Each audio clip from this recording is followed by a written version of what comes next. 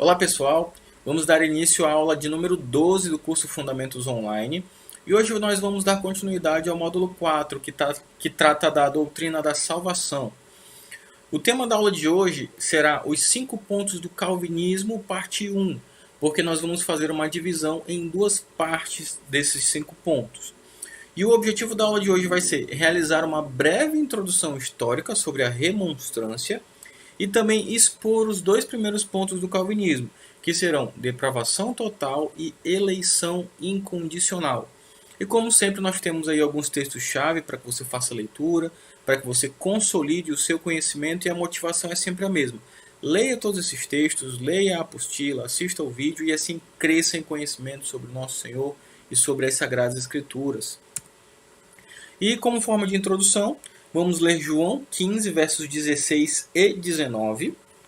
João 15, versos 16 e 19. Faça a leitura e você acompanhe sua Bíblia. Não fostes vós que me escolhistes a mim, pelo contrário, eu vos escolhi a vós outros, e vos designei para que vades e deis fruto, e o vosso fruto permaneça, a fim de que tudo quanto pedirdes ao Pai, em meu nome eu vô-lo conceda. Verso 19. Se vós fosseis do mundo, o mundo amaria o que era seu. Como todavia não sois do mundo, pelo contrário, dele vos escolhi, por isso o mundo vos odeia. Queridos, esse texto é muito importante para dar introdução ao nosso tema, tendo em vista que aqui é o próprio Cristo falando que Ele é que nos elegeu, Ele que nos escolheu, que nos retirou deste mundo para que possamos dar frutos. E que Deus nos abençoe na aula de hoje e que possamos de fato crescer em conhecimento destas doutrinas tão importantes para a nossa compreensão de como se dá a salvação do povo de Deus. Dando início ao nosso primeiro tópico, nós vamos fazer uma breve introdução histórica sobre o contexto de formação destes 5 pontos do calvinismo. Mas antes de entrarmos propriamente nos 5 pontos, nós precisamos trazer um contexto anterior que começa com Jacó Armínio, ou então Jacobus Arminius, um holandês, professor de teologia na Universidade de Leiden, na Holanda. E o que acontece? Nas suas aulas e em sua atuação, Armínio ele começa a questionar algumas doutrinas que eram cridas, porque o contexto ali na Holanda era de igreja reformada, então a fé reformada, a fé calvinista ali, era a oficial, era aquela que era pregada nas igrejas, era aquela que era, ou pelo menos deveria ser, né, repassada nas universidades e nos cursos teológicos ali daquele contexto. E Armínio ele começa a questionar alguns pontos. E durante as suas aulas, alguns alunos começam a gostar disso. Ele começa a fazer alguns discípulos. Mas Armínio ele nasceu na segunda metade do século XVI e viveu até o iniciozinho do século XVII, acho que até 1609, se eu não me engano. E então, com sua morte, alguns de seus discípulos eles elaboram um documento chamado de Remonstrância. E o que é esse documento? Eles vão trazer ali alguns artigos que resumem-se em 5 pontos e que eles vão questionar a doutrina da salvação ou a soteriologia, que significa justamente isso, doutrina da salvação, que era crida até aquele momento. E então, elaborando este documento, ele provoca, por assim dizer, um sínodo nacional na Holanda, que vai ser promovido de 1618 a 1619. Vocês podem ver aqui de um lado, que seria uma figura dessa declaração de remonstrância, desse documento dos discípulos de Armínio, e depois um documento que seria ali referente ao sínodo nacional da Igreja Reformada, que vai fazer essa discussão, que vai fazer essa análise do documento e que depois, inclusive, vai gerar aquilo que nós conhecemos como os 5 pontos do calvinismo e vai gerar artigos também de confrontação ou de refutação à remonstrância. E então, de 1618 a 1619, nesses 2 anos, a reunião deste sínodo ele está ali lá na cidade de Dort, por isso ele é chamado de Sínodo de Dort, ou Dordrecht também, né, do holandês, mas é mais simples chamar de Dort. Então, este sínodo se reúne ali por quase 2 anos para discutir esses pontos, eles vão elaborar alguns artigos. E esses artigos vão justamente ir contra ou confrontar aqueles artigos da remonstrância. E aqui nós temos um paralelo entre os dois. A remonstrância, com os 5 pontos do arminianismo, e os cânones de Dort, com os 5 pontos do calvinismo. Por exemplo, começando pelos 5 pontos do arminianismo, eles vão defender, e isso vocês podem ver melhor na apostila, lá tem uma nota de rodapé, que vai indicar para vocês um texto, que é de onde eu me baseei, né, para esses artigos, que vai trazer os artigos completos, o documento completo. Primeiramente, eles vão dizer que a eleição ela é realizada com base na presciência. Eles não têm como negar a palavra eleição ou predestinação na Bíblia. Isso está em vários pontos das Sagradas Escrituras. Então, o que eles vão dizer? Eles vão dizer que a eleição ela é realizada não com base numa vontade soberana de Deus, mas com base na presciência de Deus. Por exemplo, Deus olha para o futuro e ele percebe ali, então, que a Maria vai crer nele. E então ele decide escolher a Maria, porque ele olhou para frente e viu que a Maria seria uma crente em Cristo. É mais ou menos isso o que vai ser essa eleição baseada na presciência. Além disso, eles vão defender que a expiação de Cristo ela é ilimitada, ou que ela é universal. O que isso significa dentro do contexto da remonstrância, dos 5 pontos do arminianismo? Que Cristo ele morreu por todos e por ninguém em específico. Ou seja, Cristo morreu por toda a humanidade. É uma expiação universal. O sangue de Cristo derramado naquela cruz seria por todas as pessoas. E cabe a cada um, então, se achegar a Cristo, escolhê-lo e então adquirir e tomar propriedade disto. Em terceiro lugar, eles vão falar de uma incapacidade natural, que lembra em alguns aspectos a depravação total. Eles vão dizer que o homem ele tem uma incapacidade natural. Todavia, o que é incoerente nesse aspecto é que logo depois eles vão dizer que mesmo com esta incapacidade natural e que de fato o homem é pecador, de fato o homem está morto, mas o livre-arbítrio permanece. Então nós temos aqui um ponto que você poderia ler num primeiro momento e até dizer, poxa, esse ponto aqui ele é interessante, ele é muito próximo daquilo que nós vamos ver como depravação total. Todavia, mesmo com isso, eles vão defender que o livre-arbítrio permanece e que a salvação do homem ela depende de uma ação própria, utilizando-se do seu livre-arbítrio para então se achegar a Cristo, para então aceitar a obra de Cristo, aceitar essa expiação universal. E em quarto lugar, eles vão dizer que eles vão defender uma graça preveniente, ou seja, uma graça que é irresistível. Porque o Senhor Deus, e com a obra de Cristo, que é universal, ele dispõe a sua graça para todos. Só que esta graça ela pode ser resistível. Por quê? Se ele dispõe para todos e muitas pessoas não creem, então essa graça ela é resistível.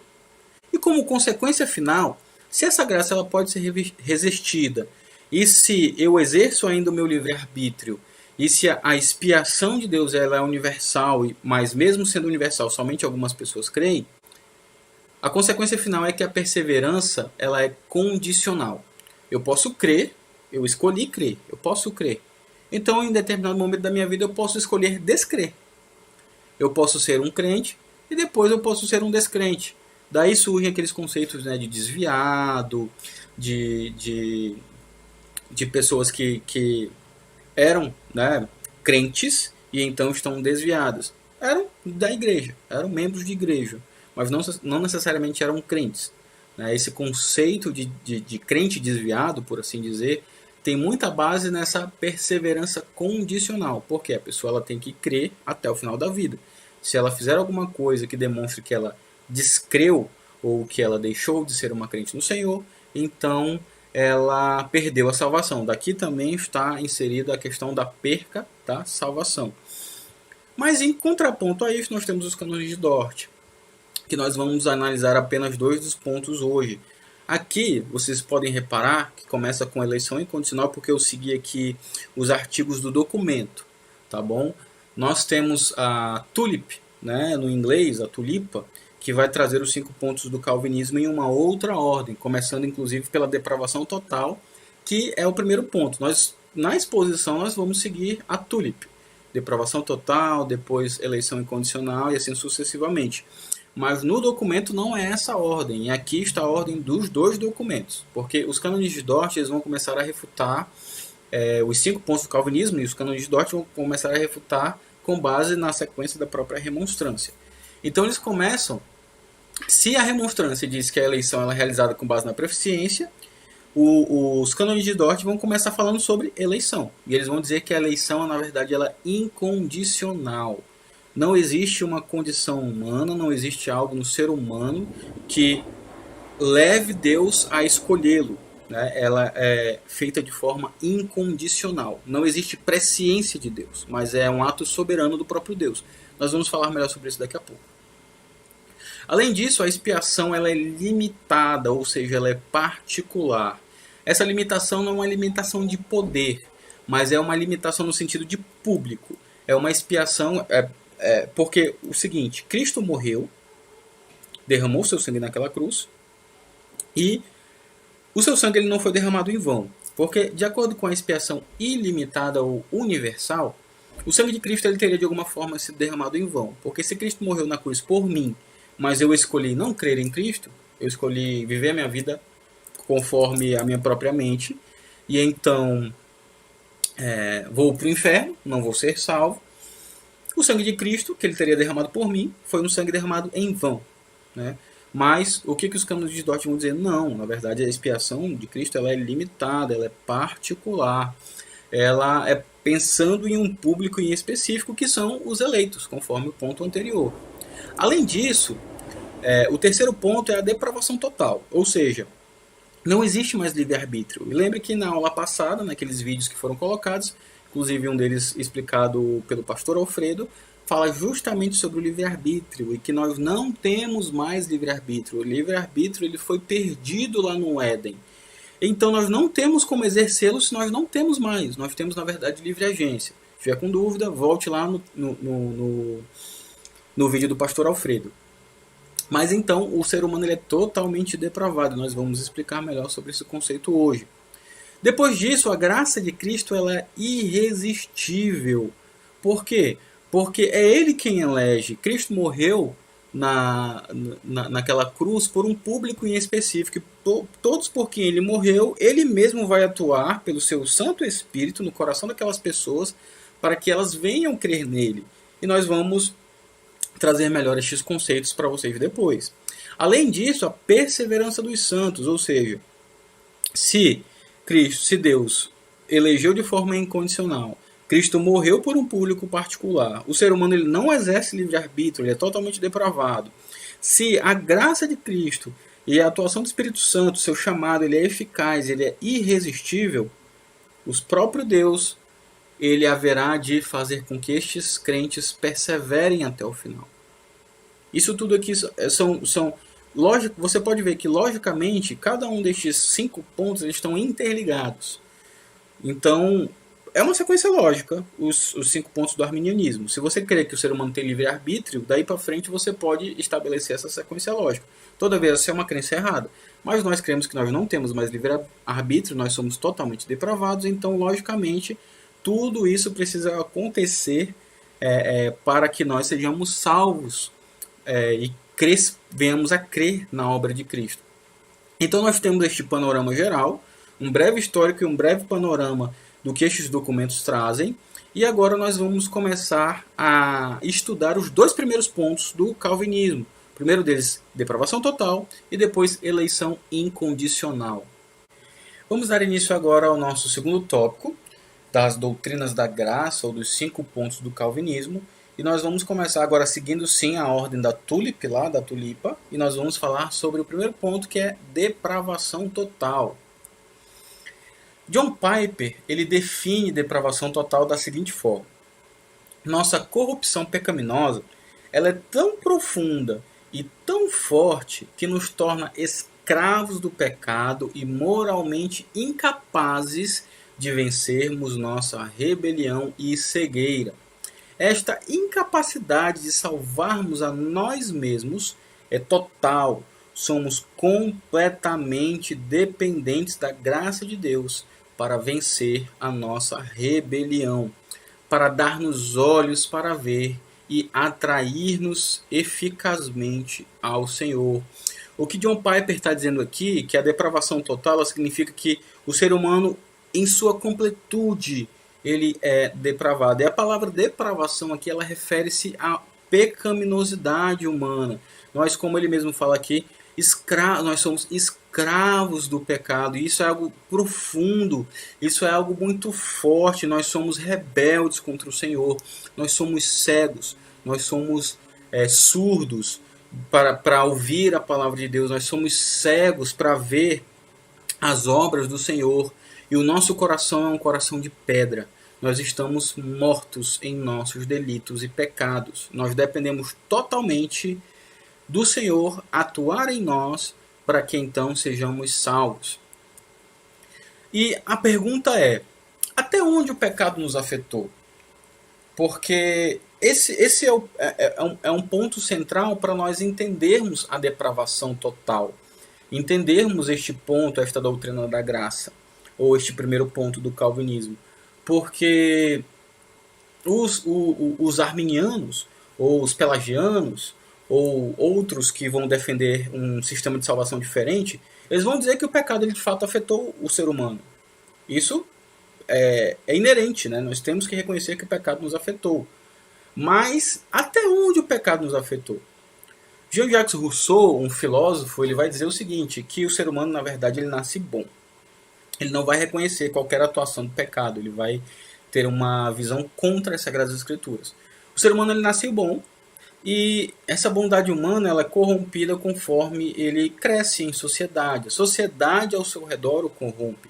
A sociedade ao seu redor o ensina a corrupção, a mentira, a falsidade, a traição, tudo aquilo que é de ruim na sociedade. E então Jean-Jacques Rousseau ele vai defender, um iluminista, né? Ele vai defender que o ser humano ele nasce bom.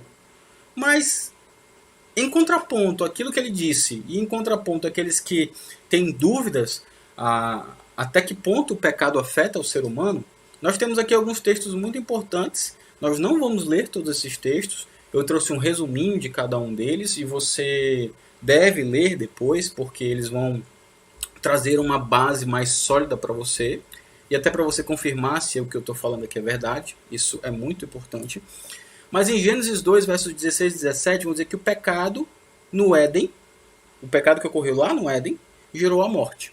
O Senhor Deus fala que quando o ser humano desobedecesse, ele morreria. Certamente morrerás, fala ali o Senhor Deus para Adão.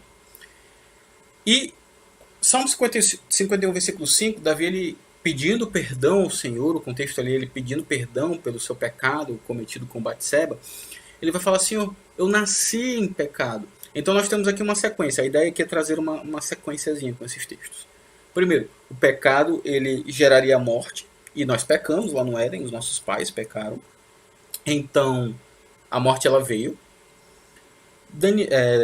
Davi vai dizer que nós nascemos em pecado. O próprio Cristo lá em João 8,34 vai dizer que o pecado ele nos escraviza, que nós éramos outrora escravos do pecado. Em Romanos 3, vai dizer que 3, de 9 a 23, uma passagem bem longa e bem importante para o nosso contexto de doutrinas da graça, de soteriologia, vai dizer que todos, sem exceção, se extraviaram do caminho do Senhor. Todos, toda a humanidade, não há exceção qualquer, exceto Cristo, o único ser humano que veio nesta terra sem pecado. Não há justo, não há quem busque a Deus, todos pecaram, estão destituídos de Deus, estão distantes de Deus. Essa morte ela veio para todos. Em Romanos 5, versos 12 e 18, diz que o pecado e a condenação entraram no mundo por um só homem, e a morte passou a todos os homens. Ou seja, inclusive nessa passagem vai comparar o primeiro Adão e o segundo Adão. O primeiro Adão, aquele do Éden, e o segundo Adão, que é o Senhor Jesus Cristo. E ele falando aqui, por um só homem, ou seja, por Adão, o pecado e a condenação eles entraram no mundo, e a morte passou a todos os homens. Se o pecado ele gera morte, e o pecado entrou na humanidade inteira, por conta ali do que aconteceu no Éden, então todos pecaram. Nós somos herdeiros desta pecaminosidade vinda lá em Adão. Em Efésios 2, 1 a 6, vai dizer que Cristo dá vida aos que outrora estiveram mortos em seus delitos e pecados. Nós éramos mortos em nossos delitos e pecados. Então, o que as Escrituras dizem aqui? Que nós somos mortos. Porque o pecado ele gera morte. O salário do pecado é a morte. Um outro texto que poderia estar aqui, né? Romanos 6, 23. O salário do pecado é a morte. Então, é isto que nós temos. É esse o panorama, como poderíamos dizer que é uma mini teologia bíblica, porque há diversos e diversos textos que vão trazer isto, mas é que é uma mini teologia bíblica do pecado e da sua consequência. E dando continuidade, para consolidarmos um pouco melhor sobre isto, o nosso entendimento sobre isto, agora nós vamos ler. Temos, inclusive na apostila vai ter outros documentos citados, né? Os nossos símbolos de fé, a Confissão de Fé de Westminster vai ser citada, mas aqui na aula nós vamos citar apenas os cânones de Dort. Por quê? Porque nós ainda não utilizamos esse texto até agora, e é dele que são extraídos os 5 pontos do calvinismo. Outros documentos reformados vão trazer, sim, informações muito preciosas e importantes sobre soteriologia, Confissão Belga, os nossos catecismos, a Confissão de Fé de Westminster, mas nós vamos, na aula agora, nós vamos nos focar naquilo que falam os cânones de Dort, porque eles que são o documento, né, que vai refutar muito especificamente a remonstrância, ou os 5 pontos do arminianismo. Então, nos capítulos 3 e 4, que falam sobre a corrupção do homem, a sua conversão a Deus e o modo dela, ele vai dizer o seguinte: depois da queda, o homem corrompido gerou filhos corrompidos. Então, a corrupção, de acordo com o justo julgamento de Deus, passou de Adão até todos os seus descendentes, com exceção de Cristo somente, aquilo que nós falamos até agora. Não passou por imitação, como os antigos pelagianos afirmavam, mas por procriação da natureza corrompida.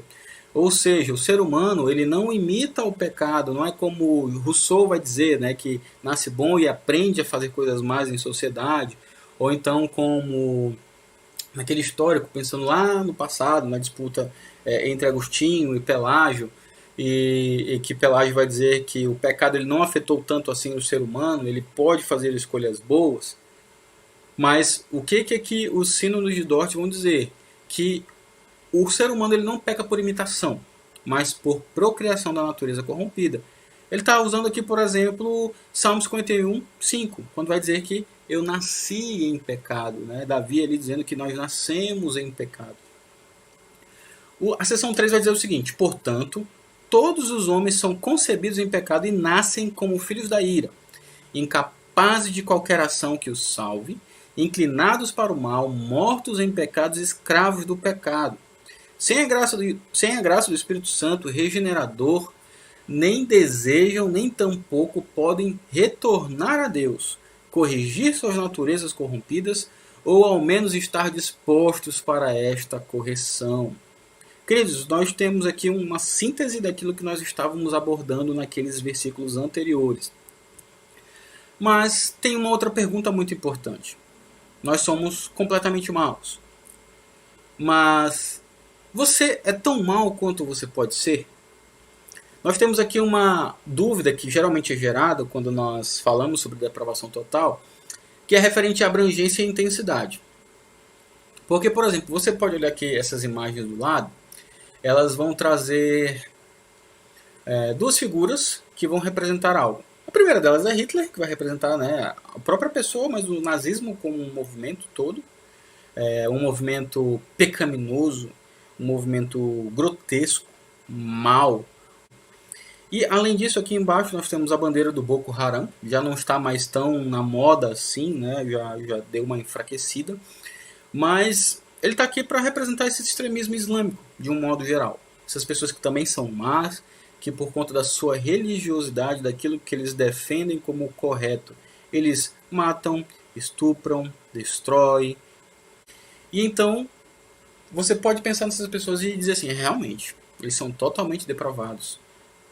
Mas, e aquelas pessoas comuns, normais, que trabalham, que se casam, e que têm filhos, e que vivem em certa medida corretamente na sociedade, que você olha para elas e diz assim, rapaz, esse aí só falta ser crente. É gente boa, é educado, respeita a sua esposa, seu marido, seus filhos, é responsável no trabalho, nos estudos. Aqui o ponto é abrangência e intensidade. Aí eu volto à pergunta, você é tão mal quanto pode ser? E a resposta é não. Nem todo mundo é um Hitler. Nem todo mundo é um Mao Tse Tung. Nem todo mundo é um extremista islâmico.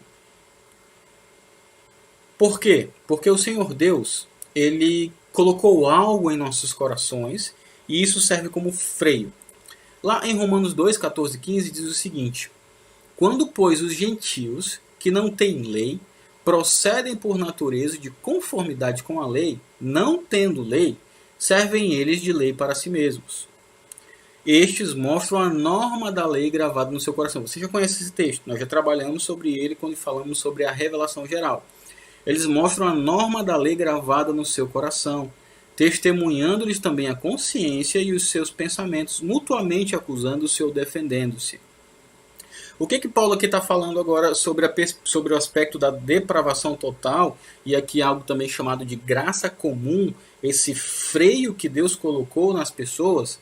Porque ele vai dizer aqui que os gentios, que não conhecem a lei de Deus, mas eles procedem por natureza, de forma ali instintiva, de conformidade com a lei. Ou seja, aquelas pessoas que não são crentes, mas que, por conta da lei gravada em seu coração, ou hoje, né, num contexto mais atual, também pensando na influência do cristianismo na sociedade. Por exemplo, muitas leis que são elaboradas em diversos países estão baseadas nos princípios bíblicos. Depois, conforme o tempo, infelizmente, algumas dessas leis vão se deturpando. Mas muitos princípios bíblicos, e por pessoas ímpias, inclusive, têm sido colocados em legislações. Por exemplo, matar é crime. Mas matar é crime, primeiro por quê? Porque Deus diz que assassinar é pecado. Nós temos isso lá nos 10 mandamentos. Ou seja, a norma da lei gravada no coração humano serve como um freio. Há pessoas que, por conta da própria soberania de Deus, e nós às vezes ficamos sem entender tantos detalhes sobre isso, de fato nós não vamos entender a soberania de Deus sobre a história, em cada aspecto, em cada anticristo que surge, em cada pessoa tão terrível que surge, como por exemplo Hitler e outros líderes aí do presente e do passado que nós já citamos. Mas não é todo mundo tão mal, ou todas as pessoas não são tão ruins assim. Por quê? Por causa dessa lei, deste freio, da graça comum de Deus, que serve ali como um estanque para que nós possamos sobreviver neste mundo, para que o mundo ele possa progredir de alguma forma.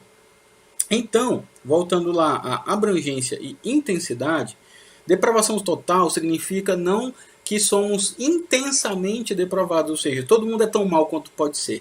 Não, você não é tão mal quanto pode ser, por causa, você é um crente no Senhor, você não é tão mal quanto pode ser por causa do Espírito Santo no seu coração. Mas o descrente, ele não é tão mal quanto pode ser. Por quê? Por causa da graça comum de Deus, da lei de Deus implantada no seu coração, da própria influência do cristianismo ao seu redor, que serve ali como um estanque, como freio, para que a sociedade não vá tão longe assim quanto poderia ir. Muito embora nós possamos ver que em muitos países, em muitos locais, as coisas vão cada vez de mal a pior.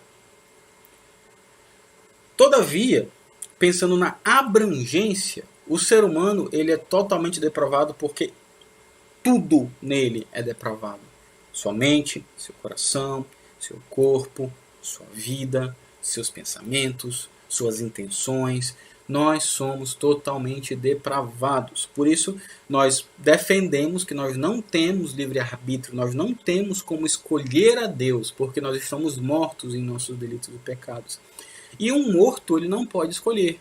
cabe àquele que é o Senhor da vida vir a este morto e ressuscitá-lo, trazê-lo da morte para a vida. E é isso que o Senhor Jesus faz em sua obra e o Espírito Santo aplica em nossos corações. Neste terceiro tópico, nós vamos falar sobre a eleição incondicional. E John Piper ele define a eleição incondicional da seguinte forma: a eleição de Deus é um ato incondicional da graça livre, dada por meio de seu Filho Jesus antes de o mundo existir. Por meio deste ato, Deus escolheu, antes da fundação do mundo, aqueles que seriam libertos da escravidão do pecado e levados ao arrependimento e à fé salvadora em Jesus. O que ele está dizendo aqui é que esse termo eleição incondicional, este ponto, ou esta doutrina da graça, ela refere-se ao fato de que Deus, soberanamente, ele escolhe a sua igreja em Cristo Jesus. Antes mesmo do mundo existir, antes mesmo da fundação do mundo, o Senhor Deus escolheu aqueles que seriam libertos da escravidão do pecado, aqueles que seriam a noiva de Cristo, aqueles que seriam a igreja dele. Por isso que esta eleição ela é soberana e ela é incondicional, porque estas pessoas não têm nada de especial nelas mesmas. O Senhor Deus escolhe tão somente por demonstração da sua graça livre. Por isso que ela é incondicional, em contraponto àquilo que falamos lá no primeiro tópico, a eleição que seria condicional, ou que seria baseada na presciência. A discussão, ou uma pergunta que nos ajudaria nessa discussão é: quem está sentado no trono? É o ser humano ou o próprio Deus? Porque isso aqui tudo, esses tópicos todos, e pensando aqui em específico sobre a eleição incondicional, vamos falar sobre a soberania de Deus na salvação. Quem está sentado no trono, ou quem é soberano sobre a salvação? É Deus, porque é Ele quem escolhe, é Ele quem elege. Isso não depende do ser humano, isso não está a cargo de mim ou de você, porque assim, se assim o tivesse, nós estaríamos completamente perdidos. Então este é o ponto: quem está sentado no trono? Não é você, meu querido. Não é você, meu irmão. Não sou eu, de forma alguma. Mas é o próprio Deus que está sentado sob alto e sublime trono. E Ele é soberano sobre todas as coisas. Inclusive sobre a salvação. Inclusive sobre aqueles que Ele leva para si, para viverem em eternidade, habitando com Ele na Nova Jerusalém, na Cidade Santa. E, queridos, isso é demonstrado nas Sagradas Escrituras. Lá no Antigo Testamento, nós vemos, por exemplo, em Isaías 41, versos 8 e 9, falando que Deus elegeu Israel. O Senhor, ele o tempo todo, pensando ainda lá no povo do Antigo Testamento, fala que é Ele mesmo quem elegeu, Ele mesmo quem escolheu aquele povo.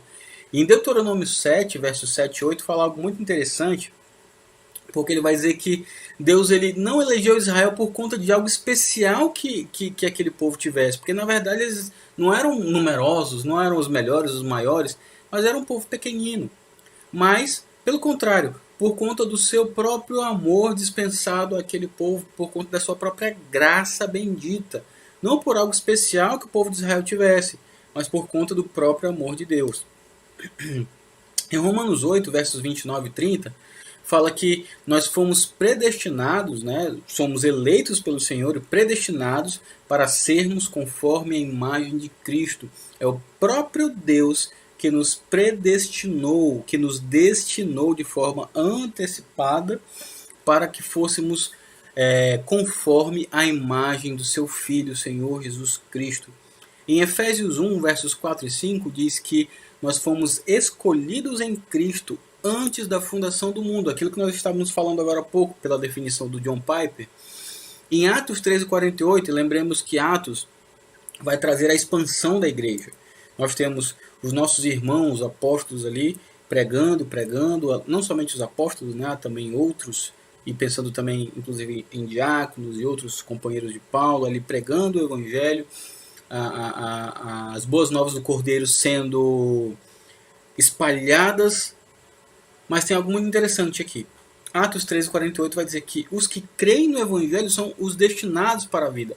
Ali, naquele contexto de muita gente crendo, temos ali o relato de Lucas dizendo que aqueles que creram foram os que foram destinados para a vida eterna. Ou seja, só crê em Cristo Só crê na obra da salvação aquele que é destinado para isto, destinado para a vida eterna. E em Romanos 9, versos 11 a 21, que é uma passagem muito importante para esta doutrina, nós temos Esaú, Jacó e Faraó sendo tomados como exemplo. E eu não resumi este texto porque nós vamos lê-los. Nós vamos ler Romanos 9, versos 11 a 21. Peço que você abra sua Bíblia em Romanos 9, versos 11 a 21.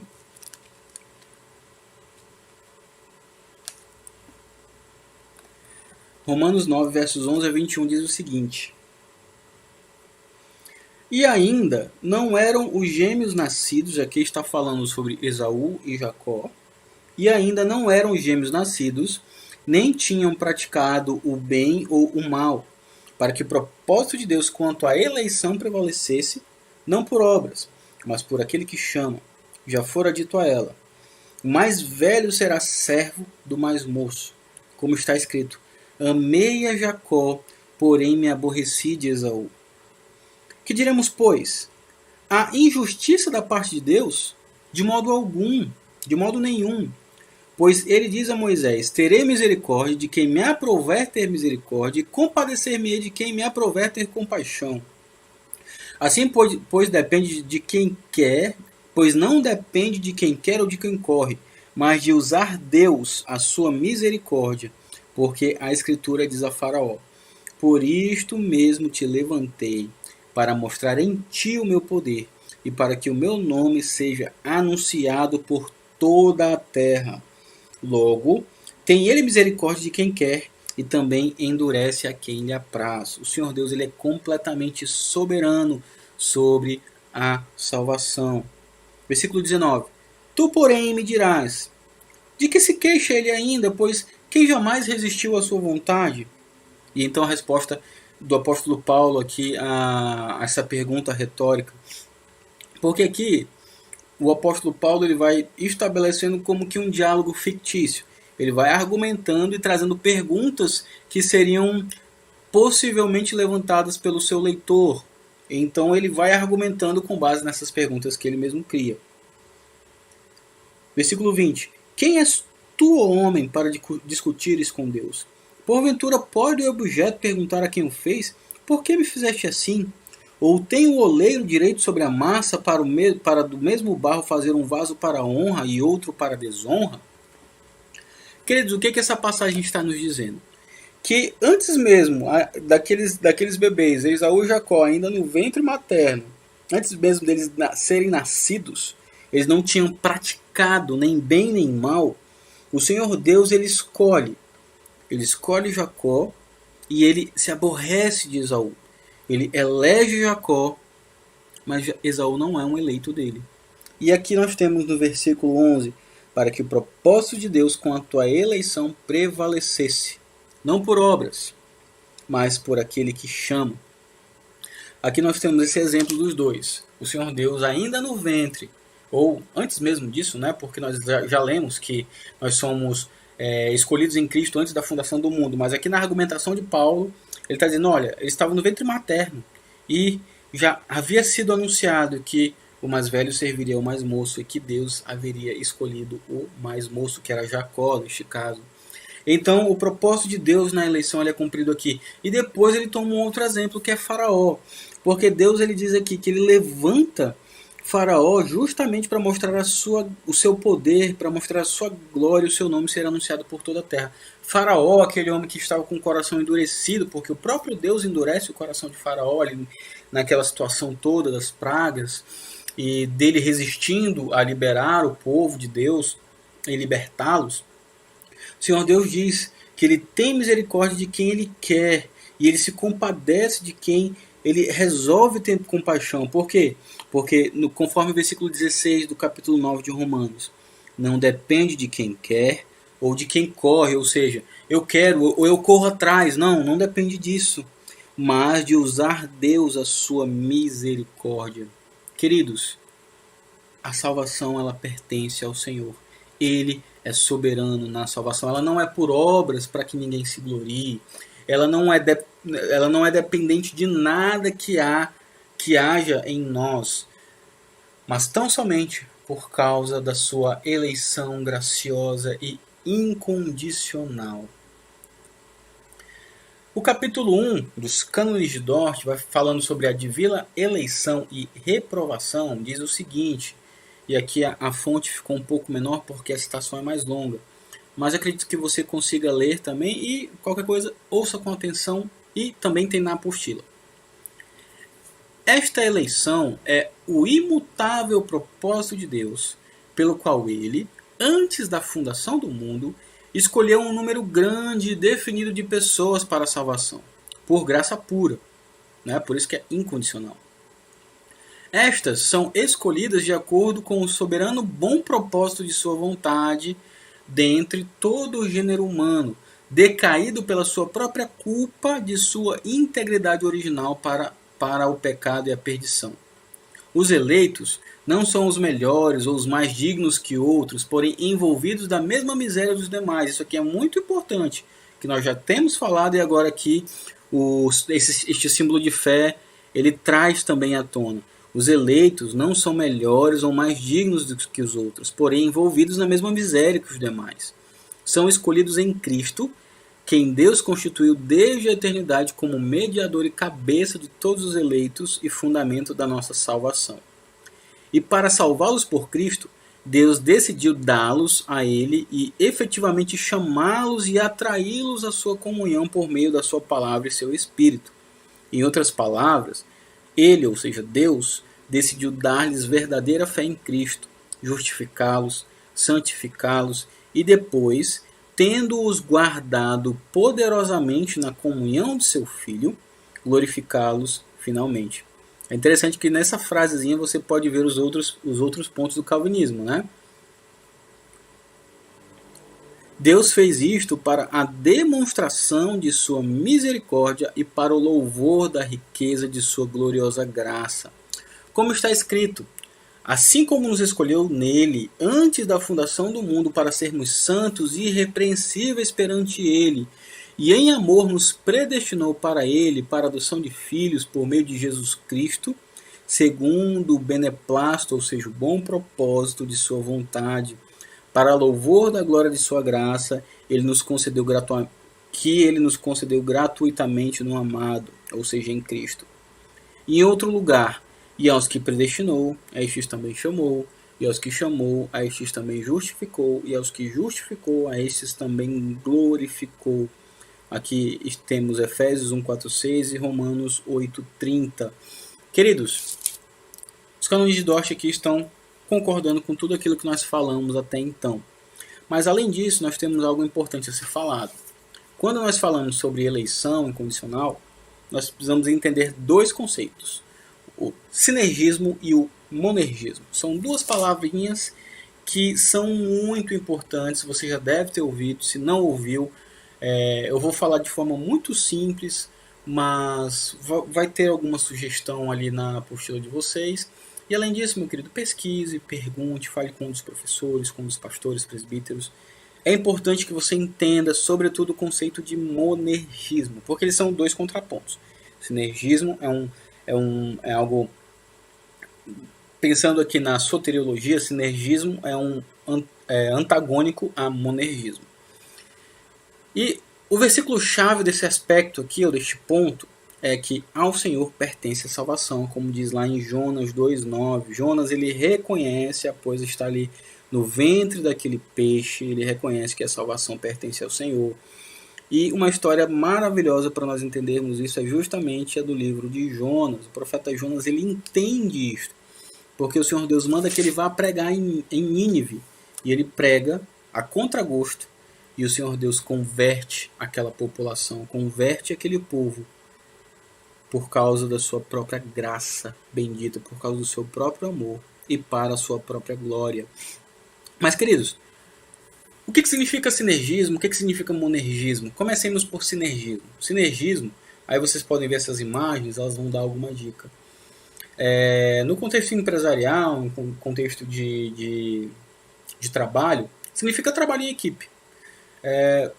A origem etimológica da palavra vai ser que é um trabalho feito por mais de uma pessoa.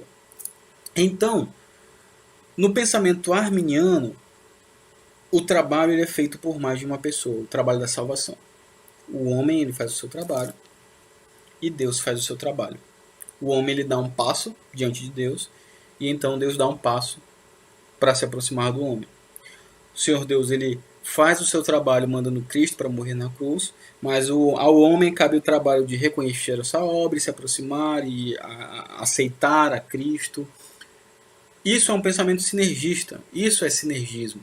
É um trabalho em conjunto em que o ser humano ele tem que aceitar, ele tem que trabalhar para então reconhecer a obra de Cristo e então ser salvo. Mas nós somos monergistas, nós temos um sistema de salvação monergista. O que isso significa? A definição teológica vai dizer o quê? Que monergismo é a doutrina de que o Espírito Santo é o único agente eficaz na regeneração, ou seja, o novo nascimento. No sinergismo, não. Há um trabalho em equipe, lembre. Mas no monergismo vai defender que é apenas o Espírito Santo que age de forma eficaz na regeneração, ou seja, no novo nascimento. E que a vontade humana ela não possui inclinação para a santidade até ser regenerada, ou seja, nascer de novo, é um novo nascimento e, portanto, não pode cooperar na regeneração. Não há cooperação nenhuma entre Deus e o ser humano, ou entre o ser humano e Deus na salvação. Nós estamos falando sobre salvação e não sobre santificação. Entenda, santificação é um processo que Deus trabalha na vida do salvo, de quem já é salvo. E nisso sim, é algo sinergista porque nós também trabalhamos. O Senhor Deus disse que nós devemos buscar o cumprimento da sua lei como reconhecimento do senhorio de Cristo. Nós devemos buscar a Deus na vida em piedade, oração, leitura das Escrituras, compreender cada vez mais a palavra do Senhor, ter cada vez mais uma vida correta diante da sociedade, diante de Deus. Isso é santificação. E é um trabalho paulatino que vai em toda a vida do crente. Mas na regeneração ou na salvação, isso é obra completamente de Deus. Deus mesmo é quem nos salva. E a origem etimológica da palavra vai dizer o seguinte: monergismo, a palavra monergismo, consiste de duas partes principais. O prefixo grego mono, que significa um, ou único, ou sozinho, ou seja, uma única pessoa, enquanto o sufixo ergon significa trabalhar. Então, tudo junto significa o trabalho de um único indivíduo, o trabalho de uma única pessoa. Enquanto o sinergismo vai ser o trabalho de mais de uma pessoa, o monergismo vai ser o trabalho de uma única pessoa. E quem é essa única pessoa? Não somos nós, mas é o próprio Deus. E diante de tudo que nós estudamos nessa aula, você pode estar se perguntando: então, como é que nós podemos aplicar? O que podemos aprender com essa aula? E nós temos aqui 3 aspectos, ou 3 aplicações. A primeira delas é que nós devemos agradecer a Deus, visto que éramos mortos em nossos delitos e pecados. E Deus nos deu vida juntamente com Cristo, perdoando todos os nossos delitos e cancelando nossa dívida, encravando naquela cruz, na cruz do madeiro, há 2000 anos atrás, foi encravado o meu e o seu pecado. O Senhor Deus ele nos perdoa por conta desta obra. E queridos, não é por nada que haja em mim ou em você. Eu e você, nós não somos melhores do que ninguém. Nós não temos nada de especial em nós que nos permita ter o perdão dos pecados. Mas tão somente pela graça do Senhor. Então nós devemos sim pedir, agradecer ao Senhor por conta desta obra maravilhosa, por conta do perdão dos pecados, porque nós éramos mortos, e morto não consegue salvar a si mesmo. Depende tão somente de Deus, da obra de Cristo, da aplicação do Santo Espírito. E em segundo lugar, que mesmo diante dessa natureza caída, o nosso Deus bendito, ele nos alcançou com sua graça e com sua misericórdia, que são infinitas. Meus irmãos, isso é tão maravilhoso. Nós não poderíamos escolhê-lo, nós não teríamos esta capacidade. Se dependêssemos de nós mesmos, como eu já falei, nós estaríamos completamente perdidos. Nós precisamos ter sempre isto em mente. Nós precisamos ter sempre em mente, quando nós falamos de doutrina da salvação, que nós não temos mais nada de especial, diferente de outras pessoas, nós não somos melhores nem mais especiais, e nós não teríamos capacidade, sem a própria obra de Cristo, sem o próprio Santo Espírito atuando em nós, nós não teríamos como entender as Sagradas Escrituras, nós não teríamos como ter a cegueira que tínhamos antes, sendo curadas, para que então pudéssemos contemplar a obra de Cristo. Nós não teríamos como a nossa surdez ser curada para então podermos ouvir as palavras da cruz, ouvir as palavras das Sagradas Escrituras. Por isso que o Senhor Jesus fala, quem tem ouvidos para ouvir, ouça. Porque Ele mesmo retira a surdez que eu e você tínhamos. E então Ele fala a nós, através da sua palavra, e através da aplicação dela pelo seu Santo Espírito.